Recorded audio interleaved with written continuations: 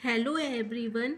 आज जो टॉपिक मैं लेकर के आई हूँ उसका नाम है serial analysis of gene expression, जिसको हम शॉर्ट फॉर्म में सेज भी कहते हैं। ये आपका जेनेटिक इंजीनियरिंग का या मॉलिक्यूलर बायोलॉजी का इम्पॉर्टेंट टॉपिक है। जीन एक्सप्रेशन को समझने के लिए ट्रांसक्रिप्टोमिक्स के का भी इम्पॉर्टेंट टॉपिक है ये।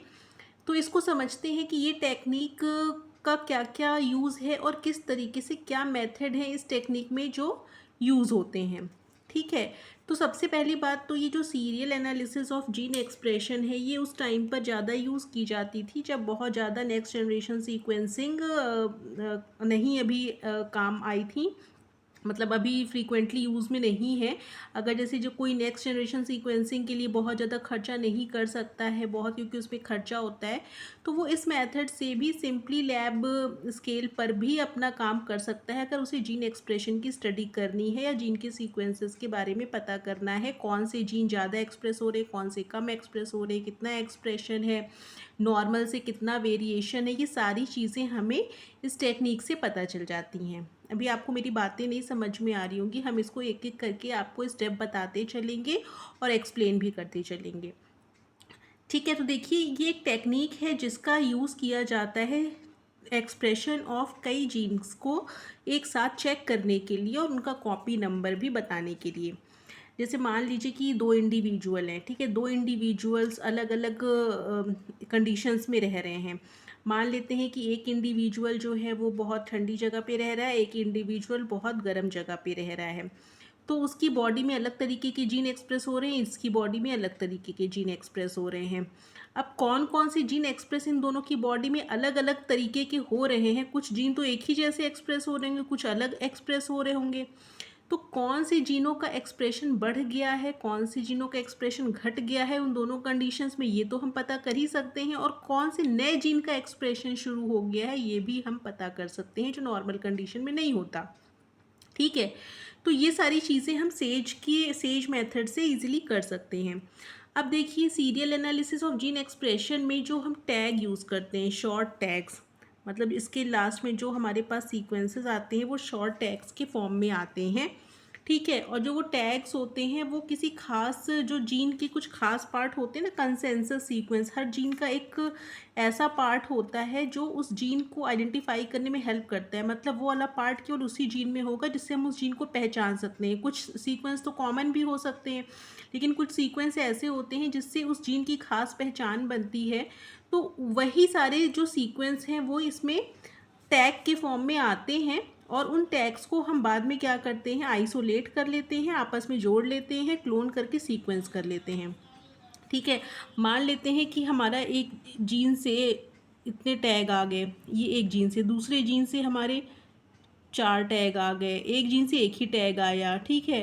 तो इन सारे टैग्स जो हमारे आ रहे हैं को बाद में लाइगेट कर लेंगे आपस में, तो एक लंबा हमारा सीक्वेंस बन जाएगा। ठीक है। लंबा जो सीक्वेंस बन जाएगा उसको ही हम क्लोन करके सीक्वेंस करेंगे। तो अलग अलग टैग्स जो जीन के हमें मिलेंगे उनको आपस में लाइगेट करके बड़ा बना लेंगे, और उस बड़े वाले जो सीक्वेंस को हम क्लोन कर लेंगे क्लोनिंग वेक्टर में, और उसको सीक्वेंस कर लेंगे। तो हमें पता चल जाएगा कि किस जीन, जब हम इसको सीक्वेंस करेंगे तो हमें पता चल जाएगा ना कि हमारे पास इस पर्टिकुलर जीन का जो 3 बार रिपीट आ रहा है, मतलब वो जीन हमारा 3 टाइम्स प्रेजेंट है, एक पर्टिकुलर जीन 4 टाइम्स प्रेजेंट है, एक जो जीन है वो एक ही टाइम रिपीट हो रहा है।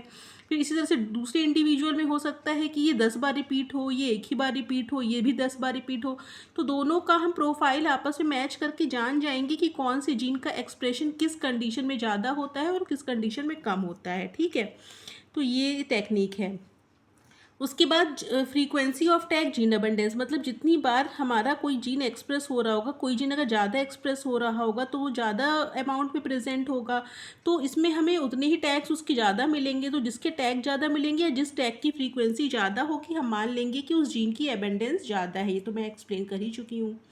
इसमें कोई भी हाइब्रिडाइजेशन प्रोब की ज़रूरत नहीं पड़ती है। इसमें हमें कोई भी सीक्वेंस नहीं भी पता है तो भी हम ये जो टेक्निक है वो अप्लाई कर सकते हैं। मतलब अगर हमें किसी इंडिविजुअल के जीनोम की कोई जानकारी नहीं है तो हम समझेंगे ना कि कैसे, हमारे पास तो उसके अगेंस्ट में प्राइमर्स ही नहीं होंगे तो हम जीन एम्पलीफाई कैसे करेंगे। लेकिन हम इस मेथड की हेल्प से वो भी कर सकते हैं। तो हम इस मेथड की हेल्प से नए जीन भी खोज सकते हैं और अगर किसी इंडिविजुअल की जेनेटिक इन्फॉर्मेशन की कोई नॉलेज नहीं है तो उसके लिए भी ये टेक्निक अप्लाई कर सकते हैं। इसके मेथड को देखिए, इसमें हम एक नॉर्मल ऑर्गेनिज्म लेंगे और एक एक्सपेरिमेंटल या टारगेट ऑर्गेनिज्म ट्रीटेड ऑर्गेनिज्म लेंगे और दोनों ही ऑर्गेनिज्म से आरएनए को पहले तो आइसोलेट कर लेंगे। दो इसलिए ले रहे हैं क्योंकि नॉर्मल से ही हम एक्सपेरिमेंटल वाले को कंपेयर करेंगे। नॉर्मल ऑर्गेनिज्म जो नॉर्मल कंडीशन में रह रहा है, एक्सपेरिमेंटल ऑर्गेनिज्म जो किसी खास परिस्थिति में रखा गया है ये देखने के लिए कि उस कंडीशन में कौन कौन से जीन एक्सप्रेस होते हैं, कौन से डाउन रेगुलेट होते हैं। ठीक है, तो ये चेक करना है। तो दोनों का ही हमने आरएनए आइसोलेशन कर लिया। ठीक है, इतनी बात आपको समझ में आ गई होगी। अभी तक कुछ किया ही नहीं है, बस आरएनए आइसोलेशन किया है। आरएनए आइसोलेशन करने के बाद नेक्स्ट स्टेप में हम सीडीएनए प्रिपरेशन करते हैं। सीडीएनए प्रिपरेशन का मतलब क्यों हम सीडीएनए प्रिपेयर कर रहे हैं? पहली बात तो आरएनए की लाइफ जो होती है बहुत ही कम होती है और सीडीएनए स्टेबल होगा, इसलिए हम सीडीएनए में उसको कन्वर्ट कर लेंगे। दूसरा, कन्वर्ट करने के पीछे ये भी हमारा रीज़न होता है कि हमारे जो बाकी आरएनए हैं, जैसे जो राइबोसोमल आरएनए या टीआरएनए है, उनकी हमें ज़रूरत नहीं है। हमें तो जीन एक्सप्रेशन एनालिसिस करनी है, तो हमें केवल मैसेंजर आरएनए से मतलब है।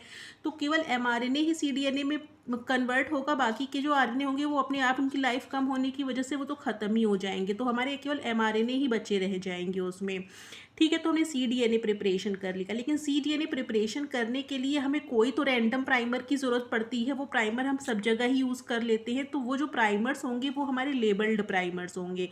लेबल्ड प्राइमर का मतलब ये है कि उनके साथ कोई टैग लगा होगा। जैसे मान लीजिए हम बायोटीन का टैग लगा देंगे प्राइमर जो यूज़ करेंगे सीडीएनए बनाने के लिए। तो ये जैसे हमने लगाया हुआ है। ठीक है, इतना समझ में आ गया। हमने आरएनए से सीडीएनए बनाया और सीडीएनए बनाने के लिए जो प्राइमर यूज़ किया उसमें हमारा एक टैग लगा हुआ था बायोटीन का। बायोटीन हमने एग्जाम्पल के लिए यहाँ पे लिखा हुआ है। वैसे आप किसी भी चीज़ का टैग लगा सकते हैं यहाँ पे, जिसके अगेंस्ट में आपको जब आप इसका मतलब इसको जब आपको आइसोलेट करना हो तो ईजिली आइसोलेट हो जाए। ठीक है, उसके बाद देखिए हमारा सीडीएनए बन गया। उसके बाद हम उस सीडीएनए को काट डालेंगे एंडोन्यूक्लियस की मदद से। ठीक है, कोई एक पर्टिकुलर एंडोन्यूक्लियस लेंगे और इसको हम पूरा डाइजेस्ट कर देंगे।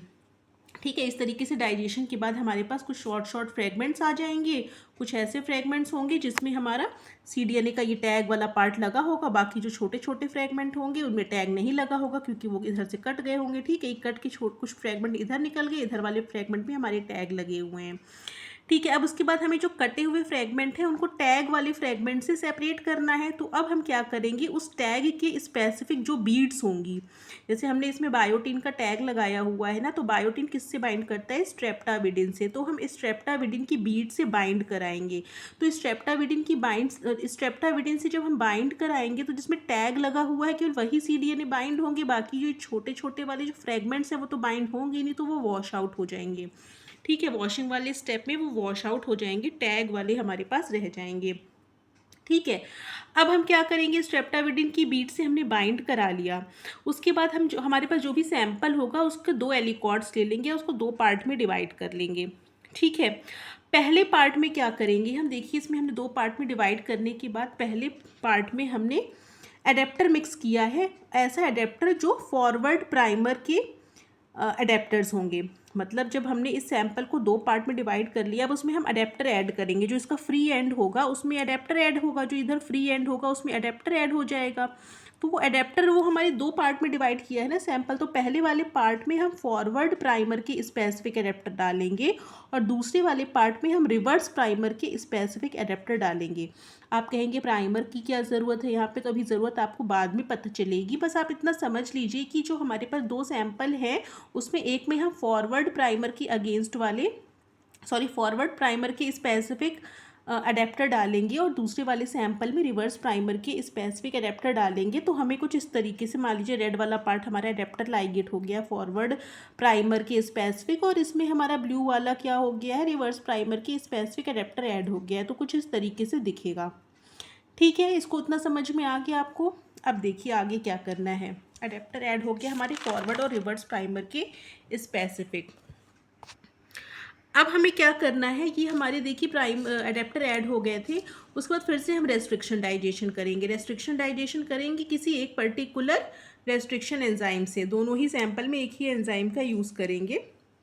तो क्या होगा, ये हमारा जो cDNA यहाँ से कटने लग जाएगा, इस तरीके से कट के फ्रेगमेंट आ जाएगा जब रेस्ट्रिक्शन डाइजेशन करेंगे। इस वाले सैंपल में ऐसा फ्रेगमेंट आएगा और इस वाले सैंपल में ऐसे फ्रेगमेंट्स आ जाएंगे।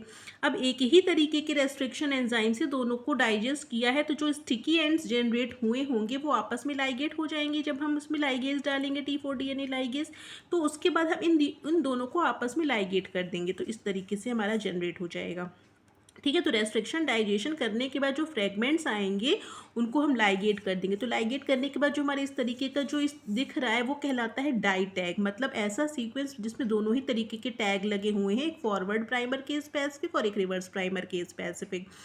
अब क्या होगा, इसको हम इजीली PCR एम्पलीफाई कर लेंगे। PCR एम्पलीफिकेशन इसलिए करेंगे ताकि अगर ये सीक्वेंस बहुत कम अमाउंट में प्रेजेंट हो तो हमें डिटेक्ट तो हो सके, ऐसा तो नहीं कि वो डिटेक्ट ही नहीं हो पाएंगे।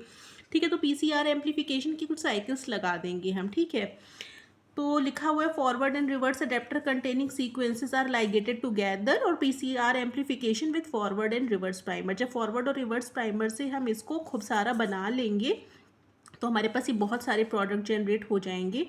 उसके बाद हम क्या करेंगे, जो ये अडेप्टर है इसको रेस्ट्रिक्शन एंजाइम से कट करेंगे। ठीक है, जैसे मान लीजिए ये वाला जो अडेप्टर है इसको हमने EcoR1 से कट किया, तो ये EcoR1 से इसको भी कट करेंगे, EcoR1 से इसको भी कट करेंगे, EcoR1 से इसको भी कट करेंगे, EcoR1 से इसको भी कट करेंगे, EcoR1 से इसको भी कट करेंगे, EcoR1 से इसको भी कट करेंगे। तो हमारे पास जो स्टिकी एंड्स जनरेट होंगे EcoR1 स्पेसिफिक होंगे, जिससे क्या होगा, ये सारे के सारे फ्रेगमेंट्स उन स्टिकी एंड्स की वजह से आपस में जुड़ जाएंगे।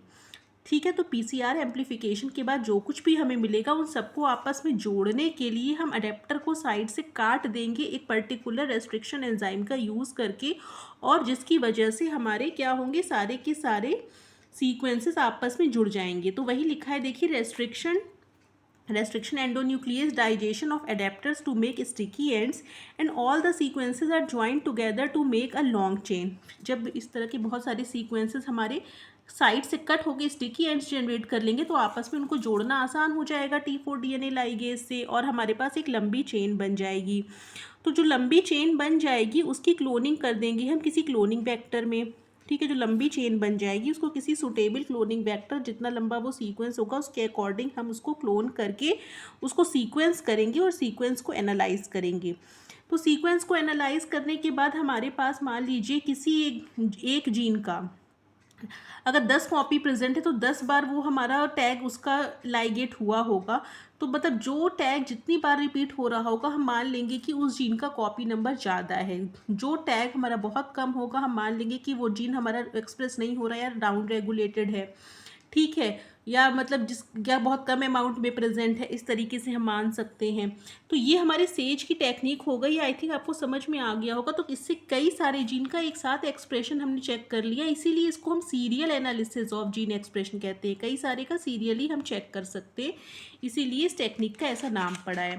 आई थिंक आपको समझ में आ गया होगा और नोट्स भी इतना सफिशिएंट है। अब आप कहेंगे इसका यूज़ कहाँ होता है, तो यूज़ वही चीज़ें होती हैं जितना भी RNA एक्सप्रेशन एनालिसिस का यूज़ है, कि दो जो हमारे ऑर्गेनिज्म है या cancerous cell non cancerous cell से कैसे डिफरेंट है।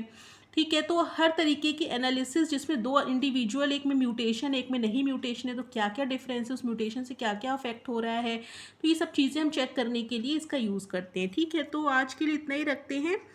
आप इसको देख लीजिएगा और प्लीज़ अगर आपको समझ में आ रहा है और अच्छा लग रहा है तो मेरे चैनल को सब्सक्राइब कर लीजिएगा। कल हम एक नए टॉपिक के साथ फिर से आएंगे, तब तक के लिए थैंक यू।